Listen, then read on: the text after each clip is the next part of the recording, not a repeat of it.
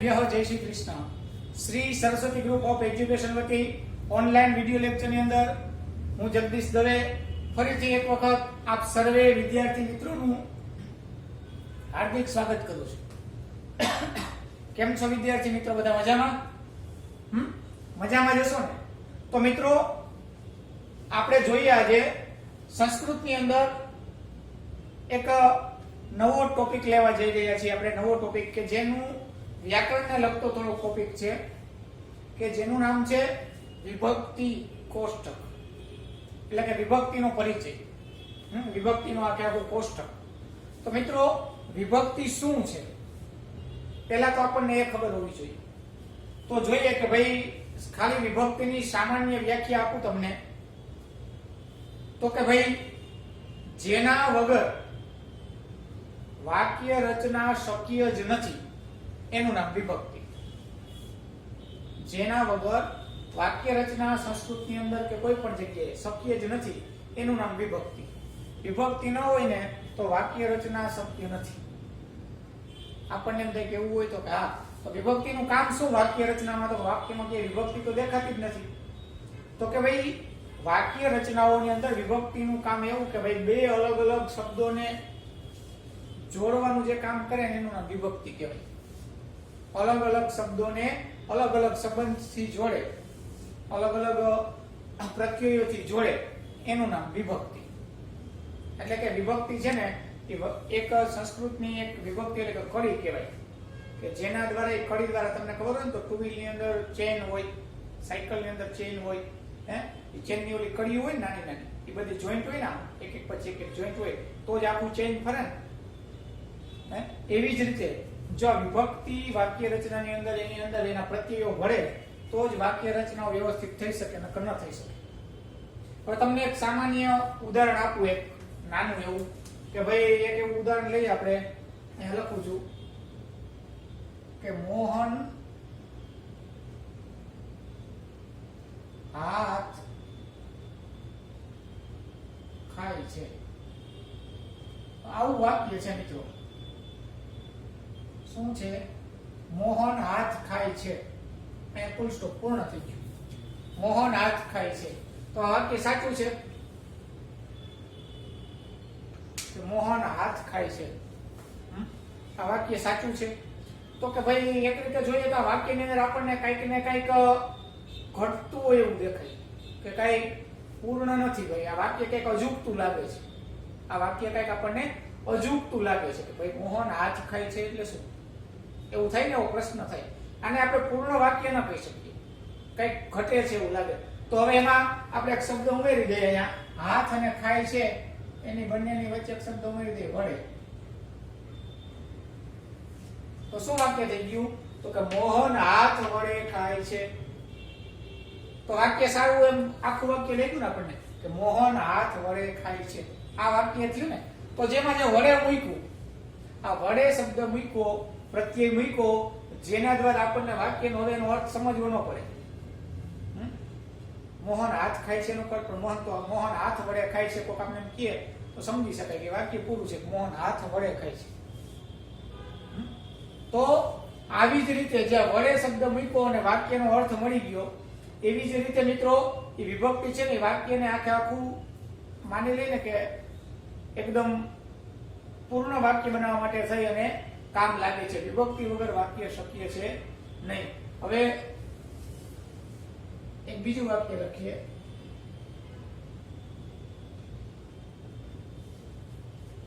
કે ભાઈ દશરથ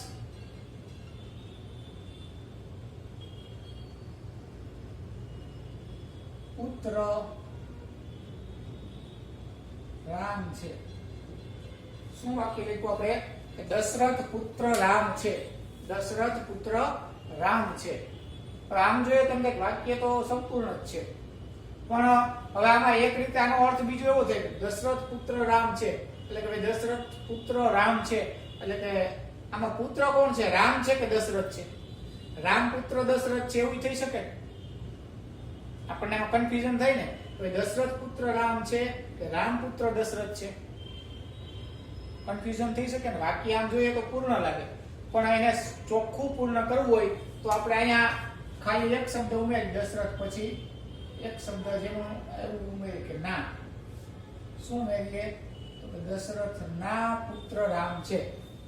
દશરથના પુત્ર રામ છે તો આપણે કન્ફ્યુઝન દૂર થઈ જાય કે દશરથ છે એ જ પિતા છે અને દીકરો છે એ રામ છે. કન્ફ્યુઝન સોલ્વ થઈ જાય. તો મિત્રો આવું જ કંઈક જે કન્ફ્યુઝન જે સોલ્વ કરે છે વાક્યની અંદર જે પ્રત્યયો આવવાથી જે કાંઈ વાક્ય રચના આપણી સારી રીતે કોઈ સામેવાળો વ્યક્તિ સમજી શકે એના માટે વિભક્તિ કોષ્ટક ખૂબ જ જરૂરી છે કે વિભક્તિના ઉપયોગો કરતા આપણને આવડવા જોઈએ. અને વિભક્તિના ઉપયોગો ક્યારે આવડે તો કે પહેલા તો આપણને વિભક્તિ શું છે એ સમજી શકીએ. તો પહેલા એનો ડાયરેક્ટ પ્રયોગ નથી કરવો, પહેલા આપણે એને સમજીએ. તો એ સમજશું, આપણને ખબર પડશે તો જ આપણે વિભક્તિ શું છે એ જો સમજી ગયા હશું તો જ આપણે વિભક્તિના કોષ્ટકનો અથવા તો વિભક્તિઓના પછી એ આખા વાક્ય રચનાની અંદર પ્રયોગ કરી શકશું, સંસ્કૃત લખી શકશું, આપણે વાક્યો બનાવી શકશું. પણ એના માટે એના કંઈક નિયમો છે ને એ જરૂરી છે. અને મિત્રો એક વાત ખાસ કહી દઉં કે સંસ્કૃતનું વ્યાકરણ છે ને મેથેમેટિક્સ જેવું છે કે જેવી રીતે ગણિત છે તો કે ગણિત છે માનો કે એમાં એવું હોય કે સરવાળો કરો તો 3 + 5 આપેલા હોય તો એનો સરવાળો કેટલો થાય? 8 જ થાય ને. 3 + 5 હોય તો સરવાળો 8 જ થાય. 7.5 નો થાય ને 8.5 નો થાય. 8 જ થાય. તો એ પરફેક્ટ છે. ગણિત છે એ પરફેક્ટ છે કે 5 × 4 હોય તો કેટલા થાય? 20 જ થાય. 19.5 ન થાય અને 20.5 ન થાય. તો એવી જ રીતે જે પરફેક્ટ છે તો સંસ્કૃતનું વ્યાકરણ બીજી ભાષાઓ કરતા પરફેક્ટ છે.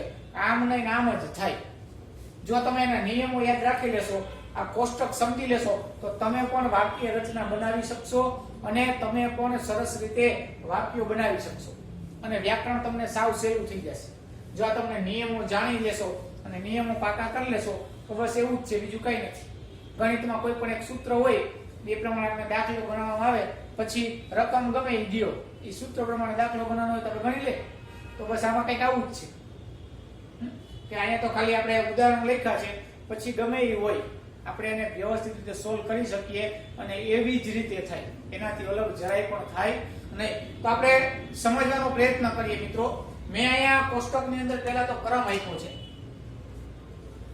ક્રમ આપ્યો. વિભક્તિ કેટલી? તો કે કુલ 8. સંસ્કૃત ભાષાની અંદર વિભક્તિ કેટલી? તો 8. 1 2 3 4 5 6 7 અને 8. આ ક્રમ છે. કેટલી વિભક્તિ? તો યાદ રાખવાનું 8 વિભક્તિઓ. હવે એના સંસ્કૃતમાં શું કહેવાય? વિભક્તિનું નામ સંસ્કૃતમાં શું કહેવાય? તો કે એકને કહેવાય પ્રથમા વિભક્તિ, 2 હોય ને દ્વિતીય વિભક્તિ, ત્રીજી છે ને તૃતીય વિભક્તિ, ચોથી છે ને ચતુર્થી વિભક્તિ, પાંચમી છે ને પંચમી વિભક્તિ, છઠ્ઠી છે ને ષષ્ઠી વિભક્તિ, સાતમી છે ને સપ્તમી વિભક્તિ અને આઠમી છે ને અષ્ટમી વિભક્તિ. શું કહેવાય? તો કે પ્રથમા, દ્વિતીય, તૃતીય, ચતુર્થી, પંચમી, ષષ્ઠી, સપ્તમી અને અષ્ટમી. કેટલી વિભક્તિઓ છે? તો કે 8 વિભક્તિઓ છે. કઈ કઈ? તો કે પ્રથમા, દ્વિતીય, તૃતીય, ચતુર્થી, પંચમી, ષષ્ઠી, સપ્તમી અને અષ્ટમી. 8 વિભક્તિઓ છે. હવે 8 વિભક્તિઓના નામ શું છે? 8 વિભક્તિઓના નામ, એને નામ અહીંયા નામ પણ કહી શકાય અને કારક પણ કહી શકાય. અહીંયા નામ પણ કહી શકાય કે વિભક્તિના નામ, અને એને કારક પણ કહી શકાય.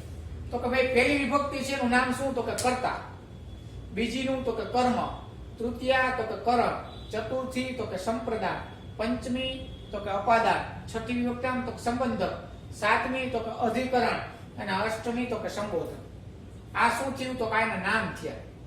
કેટલી વિભક્તિ છે? તો કે 8 વિભક્તિ છે. 8 વિભક્તિના નામ શું છે? તો કે પ્રથમાનું નામ કર્તા, દ્વિતીય વિભક્તિનું નામ કર્મ, તૃતીય વિભક્તિનું નામ કરણ, ચતુર્થીનું નામ સંપ્રદાન, પંચમીનું નામ અપાદાન, છઠ્ઠીનું નામ સંબંધક, સપ્તમી અધિકરણ અને અષ્ટમી સંબોધન. હવે આપણે એને યાદ રાખવો હોય તો એક રીતે જો હું બોલું રીતે તમે બોલવાની એ રીતે યાદ કરશો તો તમને સરસ યાદ રહી જશે.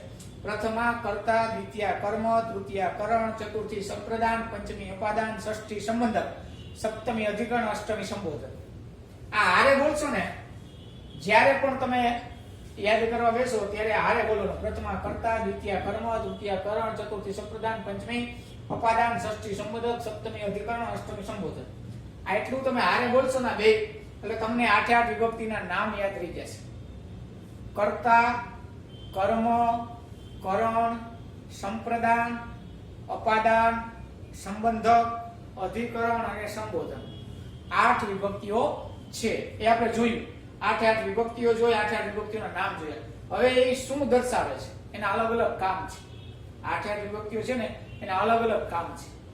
તો આપણે મિત્રો અહીંયા એક વાક્ય મેં લખ્યું છે, સુધા માલામ સૂત્રેણ પૂજાએ ઉપવનસ્ય પુષ્પેભ્ય પ્રભાતે વ્રતતિ.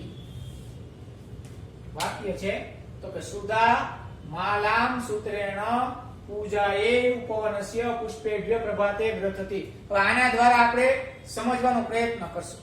આના દ્વારા આ આપણે જે ઉદાહરણનું જે વાક્ય લખ્યું છે વાક્ય દ્વારા આપણે એનો પ્રયોગ કરી અને 8 વિભક્તિઓ સમજવાનો પ્રયત્ન કરશું. જોઈએ આપણે કે ભાઈ કર્તા છે, પહેલી વિભક્તિ પ્રથમા કર્તા, એ શું દર્શાવે? તો કે ક્રિયાનો કરનાર દર્શાવે, કે જે ક્રિયા કરનાર હોય એ દર્શાવે. પ્રથમ વિભક્તિ હંમેશા જે ક્રિયાનો કરનાર હોય ને એની વિભક્તિ કેટલામી આવે? તો કે પ્રથમ વિભક્તિમાં જ આવે. જે કર્તા હોય, જે ક્રિયા કરનારો હોય, વાક્યની અંદર ક્રિયા કરનાર તો હોય જ, બોલતો હોય તો બોલનાર હોય, જમતો હોય તો જમનાર હોય, રમતો હોય તો રમનાર હોય. જે કોઈ ક્રિયા કરનાર હોય એ કેમ આવે? તો કે પ્રથમ વિભક્તિમાં આવે, ક્રિયાનો કરનાર. હવે એનો પ્રત્યય શું લાગે? શૂન્ય અથવા તો એ. શૂન્ય એટલે કે કાંઈ ન લાગે, શૂન્ય લગાડવાનું નહીં. શૂન્ય એટલે કે કાંઈ ન લાગે અથવા તો એ લાગે તો એ પ્રત્યય લાગે, નહીતર એને એક પ્રત્યય લાગે નહીં. પ્રથમ વિભક્તિ કોણ હોય? તો કે જે ક્રિયા કરતો હોય, કરનાર ને એને પ્રત્યય શું લાગે? શૂન્ય અથવા તો કાંઈ નહીં અથવા તો એ લાગે. અને પ્રથમ વિભક્તિ કઈ રીતે મળે? તો કે જે વાક્ય હોય ને એને કોણ છે એવો પ્રશ્ન પૂછવાથી મળે. માનો કે ભાઈ આમાં છે કે સુધા છે, સુધા માળા સૂત્ર દ્વારા પૂજા માટે જંગલના પુષ્પોથી સવારમાં ગૂંથે છે.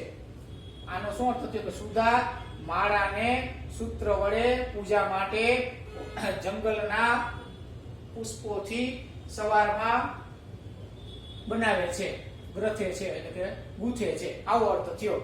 તો ભાઈ આમાંથી એમ પૂછ્યું કે ભાઈ કોણ માળા ગૂંથે છે? એવો પ્રશ્ન કરીએ તો કોણ માળા ગૂંથે છે? તો કે કોણ માળા ગૂંથે?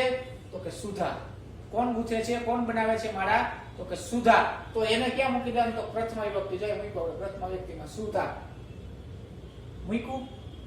કોણ એવો પ્રશ્ન પૂછવાથી વાક્યને કોણ એવો પ્રશ્ન પૂછો ને તમે એટલે સીધો આપણને મળે. કોણ મળે? તો કર્તા મળે. કોઈ પણ વાક્ય હોય ને કોણથી પ્રશ્ન પૂછો ને કે ભાઈ કોણ માળા ગૂંથે છે? આમાં માળા ગૂંથે, કોણ માળા ગૂંથે? તો કે સુધા ગૂંથે. તો સુધા કોણ છે? તો કે કર્તા વિભક્તિ થઈ. તો કર્તા બરાબર છે કેમાં? તો કે પ્રથમ વિભક્તિમાં જ હોય. કર્તા હોય કેમાં હોય? તો કે હંમેશા પહેલી વિભક્તિની અંદર જ હોય. આગળ જોઈએ દ્વિતીય વિભક્તિ, એનું નામ છે કર્મ. એ શું કહે છે? તો કે ક્રિયાનું કર્મ દર્શાવે. પહેલું હતું એ શું? તો કે ક્રિયાનો કરનાર કર્તા બતાવતું હતું. હવે બીજી વિભક્તિ છે કર્મ દર્શાવે, શું કર્મ કરે છે. બરાબર. એનો પ્રત્યય તો કે શૂન્ય અથવા તો ને, કારણ કઈ ન લાગે અને લાગે તો શું લાગે? તો કે ને પ્રત્યય લાગે. કઈ ન લાગે અથવા તો લાગે તો ને પ્રત્યય લાગે. હવે એ કેનાથી મળે? તો કે શું અથવા તો કોને પૂછવાથી. આ વાક્ય છે એમાંથી ભાઈ સુધા છે એ શું ગૂંથે છે? સુધા છે શું ગૂંથે છે? તો આપણે કઈ શીખ્યું? તો કે માળા. સુધા છે શું ગૂંથે? તો કે માળા. અથવા તો બરાબર છે કોને એવો પ્રશ્ન પૂછી, કદાચ શું એવો પ્રશ્ન કરી અને ન મળતો હોય જવાબ, તો કોને એવો પ્રશ્ન કે સુધા છે આ બીજું વાક્ય હોય કોઈ પણ આના સિવાયનું, તો ભાઈ શું એવો પ્રશ્ન કરવાથી આપણને ન મળતું હોય એનો બરાબર છે ક્રિયાનો કર્મ. તો કર્મ શું કરે છે એ ન મળતું હોય તો કોને એવો પ્રશ્ન કરવો એટલે સીધે સીધું એનું કર્મ મળી જાય. તો શું ગૂંથે છે? તો કે માળા ગૂંથે. તો માળાને કેટલી વિભક્તિમાં? તો કે દ્વિતીય વિભક્તિમાં મૂકો એટલે આપણે મૂકી માલામ મૂકી. હંમેશા કર્મ જે હોય બરાબર છે એ કેમાં આવે? તો કે હંમેશા દ્વિતીય વિભક્તિમાં જ આવે. એટલે લખ્યું આપણે સુધા માલામ. બરાબર. આપણે શબ્દો ભણી ગયા ને અથવા તો ભણશું અને ભણી ગયા હોય તો યાદ ન હોય તો પાછા રામ શબ્દ છે, જન શબ્દ છે, અકારાંત પુલ્લિંગ, અકારાંત સ્ત્રીલિંગ, આવા ઘણા બધા શબ્દો આવે ને, આકારાંત પુલ્લિંગ, આકારાંત સ્ત્રીલિંગ, ઈકારાંત પુલ્લિંગ, ઈકારાંત નપુંસકલિંગ. તો આવા ઘણા બધા શબ્દો હવે ભણવાના છે. રામ રામુ રામઃ, રામં રામો રામઃ, રામેણ રામાભ્યમ રામેભી, આવા શબ્દો છે ને. તો આ બધા શબ્દો આપણે ભણી જ ગયા છીએ. તો એ શબ્દ ભણશું એટલે આપણને ખબર પડી જશે દ્વિતીય એકવચન કોને કહેવાય, બહુવચન કોને કહેવાય. બરાબર છે. તો અત્યારે માલામ, માળા શબ્દનો દ્વિતીય તો કે માલામ, જેવી રીતે રામમ. હવે જોઈએ તૃતીય વિભક્તિ, તો કે તૃતીયાકરણ. એ શું દર્શાવે મિત્રો? તો કે ક્રિયાનું સાધન દર્શાવે. ક્રિયા કોના વડે થાય છે એનો પ્રત્યય શું છે? તો થી, થકી અને વડે. થી, થકી અને વડે. એને શું પ્રશ્ન પૂછવો પડે? તો કે ભાઈ છે એ શેના વડે પૂછે છે? સાધન તો જોઈએ ને. સાધન વગર કોઈ પણ રમતો હોય તો કેનાથી રમે છે? જમે છે તો કેનાથી જમે છે? ચમચીથી જમે છે કે હાથથી જમે છે? હે, બરાબર છે. તો સાધન વગર કોઈ કાર્ય થઈ શકે નહીં. તો કે એવો પ્રશ્ન પૂછવાનો, શેના વડે ગૂંથે છે અથવા તો શેનાથી ગૂંથે છે? આમાં આપણે વાક્ય લખ્યું સુધા છે એ માળા ગૂંથે. તો કે શું? તો કે શેના વડે ગૂંથે છે? તો આપણે શું કહીએ? તો કે સૂત્રેણ. કેના વડે ગૂંથે છે? તો કે સૂત્ર દ્વારા. હે, બરાબર છે. સૂત્રથી. શેનાથી ગૂંથે છે? તો કે સૂત્રથી. તો શું થયું? સુધા માલામ સૂત્રેણ. સૂત્રની તૃતીય વિભક્તિ. તો કે સૂત્રેણ. જે રીતે રામેણ તૃતીય એકવચન. હે, તો કે સૂત્રેણ. બરાબર છે. એટલે અહીંયા એવી તૃતીય વિભક્તિ એટલે સૂત્રથી. સુધા માળાને સૂત્રથી. 3 કમ્પ્લીટ થયા. સુધા માળાને અહીંયા ને પ્રત્યય લઈ ગયો અને સૂત્રેણ એટલે કે સૂત્રથી. હવે આગળ જોઈએ ચતુર્થી સંપ્રદાન. એનું નામ છે સંપ્રદાન. એ કેના માટે? તો કે ક્રિયા જેના માટે થતી હોય ને તે. હવે જેના માટે ક્રિયા કરવામાં આવતી હોય ને એ કોના દ્વારા મળે? તો કે ઈ ચતુર્થી સંપ્રદાયમાં ચતુર્થી એની ચતુર્થી વિભક્તિ થાય. ક્રિયા જેના દ્વારા કરવામાં, જેના માટે કરવામાં આવતી હોય ને એની ચતુર્થી વિભક્તિ થાય. રમું છું તો કેના માટે? તો કે દેશ માટે રમું છું. જમું છું કોના? તો મારા માટે જમું છું. હે, કારણ કે ગમે એના માટે તો આપણે કંઈક ને કંઈક કરીએ છીએ. કોઈના માટે ન કરીએ, આપણા માટે તો કરીએ જ છીએ.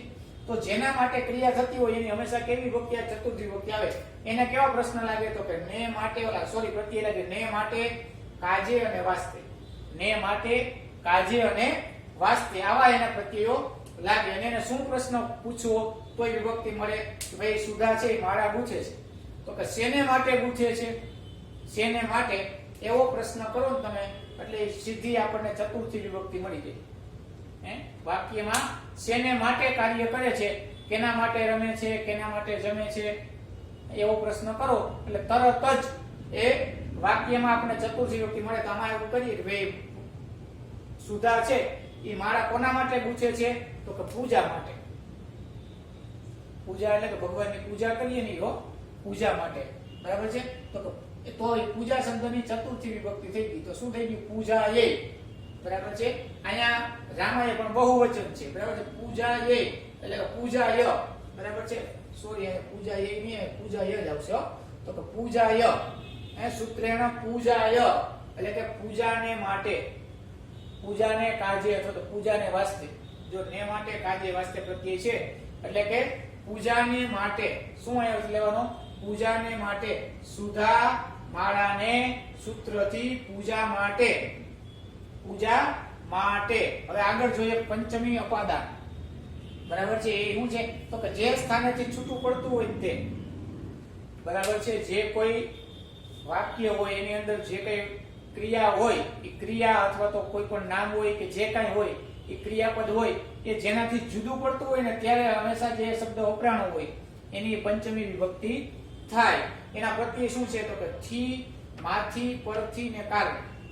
એના પ્રત્યય શું? તો કે થી, માથી, પરથી અને કારણે. હવે એને શું પ્રશ્ન પૂછીએ તો આપણને પંચમી વિભક્તિ મળે? તો કે શેમાંથી.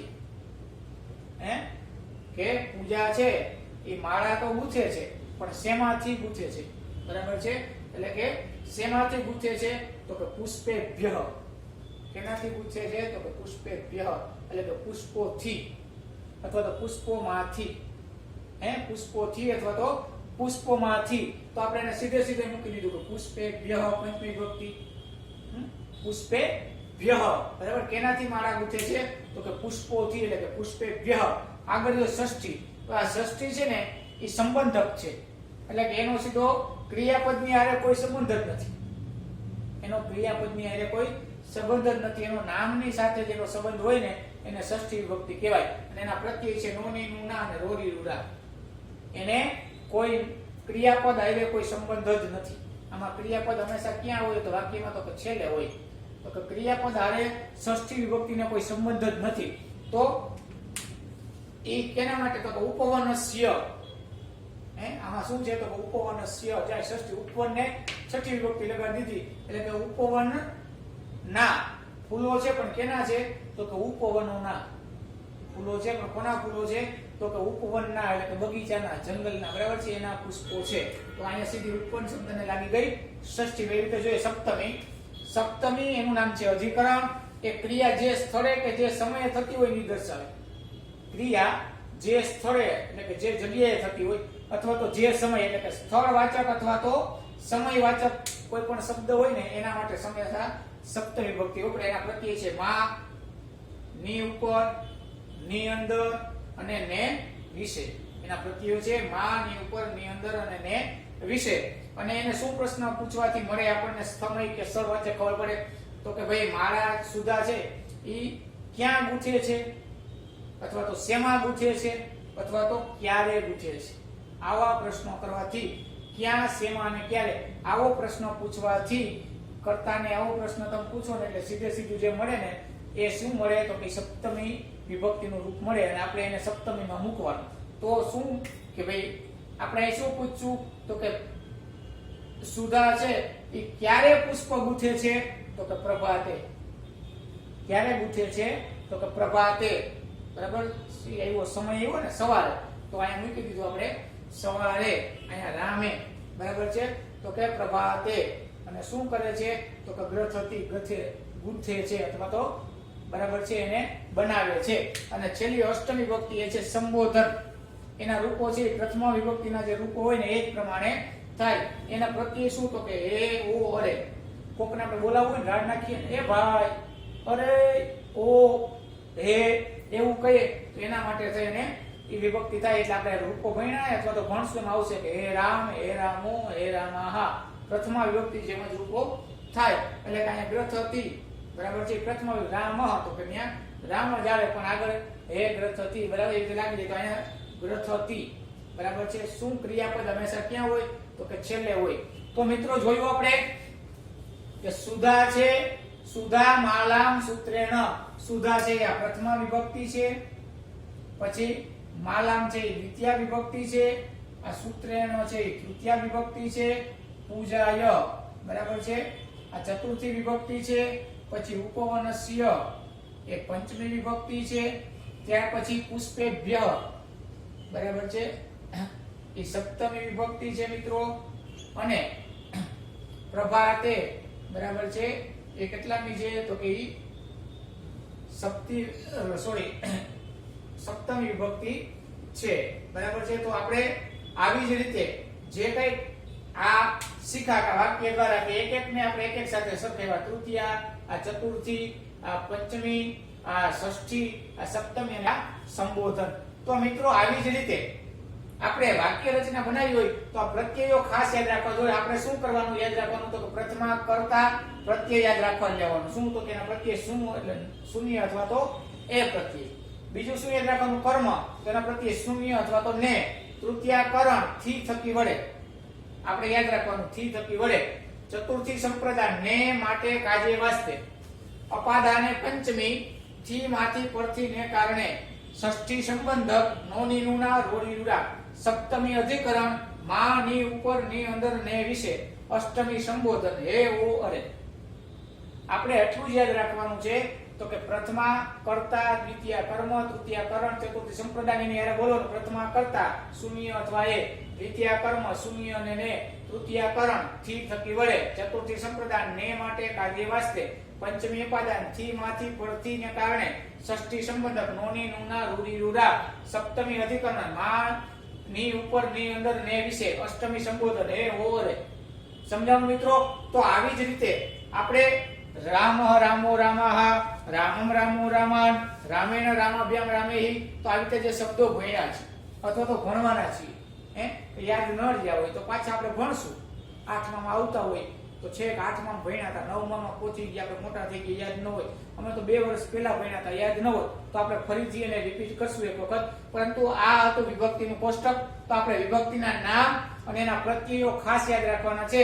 તો આજના દિવસે હોમવર્કની અંદર તમારે આખે આખું આ કોષ્ટક એક વખત રફ બુક ની અંદર અને એક વખત પાકી બુક ની અંદર ઉતારવાનું છે. અને જો આમાંથી કઈ ન સમજાતું હોય તો વિડીયો છે એને રિવાઇઝ કરી અને તમે જોજો, એક વખત બે વખત એટલે તમને સમજાઈ જશે. ચાલો, સર્વેભ્ય જય શ્રી કૃષ્ણ, જયતુ સંસ્કૃતમ.